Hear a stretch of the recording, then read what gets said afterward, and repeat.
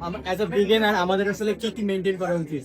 কম movement করবেন। Isolated exercise আছে না, যেমন ট্রাইসেপস টেস্ট করা, চেস্ট এক্সারসাইজ করা, তো টেরিটরির আলাদা আলাদা হেডের এক্সারসাইজ করা, এটা পুরাতনের ব্যাপার। যাদের বডি আর গ্রো করছে, যাদের বডিতে কোনো একটা উইক পয়েন্ট আছে, নিউ কামার যারা আছে তার সবসময় কম্পাউন্ড করবে, অর্থাৎ একটা দামে 3-4টা এক্সারসাইজ হয় বা 3-4টা মাসল হয়, যেমন বেঞ্চ প্রেস, স্কোয়াট, রিল্যাক্স।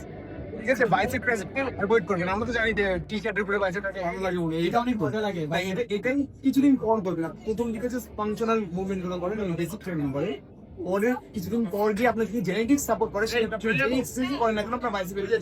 আমরা বাইসেপের রিচ আসলে কিন্তু জেনেটিকের উপর ডিপেন্ড, এটা কিন্তু এক্সারসাইজের উপর ডিপেন্ড। এবং আপনার কতটা মাসল গেইন করবে, এটা অনেকটা জেনেটিকের উপর ডিপেন্ড। এই কারণে দেখবেন কিছু কিছু আছে না, যে দেখবেন যে কাটিং স্ত্রী আছে, খুব কাট, তারা কিন্তু ব্যায়াম করে না, কিন্তু জাস্ট হাতটাকে ব্যবহার করে করে প্রতিদিন কাজের কাজ করার ফলে তাদের হাতের মাসল গুলো ডিমান্ড নেই। কিন্তু তার জেনেটিকই ছিল এবং পরিশ্রম করার কারণে তার ডিসেগুলো ডেরাই নিয়ে পড়ে। আমাদের প্রত্যেকের হিউম্যান বডি সেম, আমাদের যদি বেসিক ট্রেনিং করি এবং ডায়েট ঠিক থাকে, খাদ্যাভ্যাস ঠিক থাকে, ঘুমের অভ্যাসটা ঠিক থাকে, সেক্ষেত্রে আমাদের মাসলের ডেফিনেশন চলে আসে ওভারঅল। কিন্তু আমরা আলাদা করে টার্গেট করবে যারা প্রফেশনাল, যাদের দুর্বল পয়েন্ট আছে, তারা করবে আলাদা আলাদা করে স্পেসিফিক মাসল।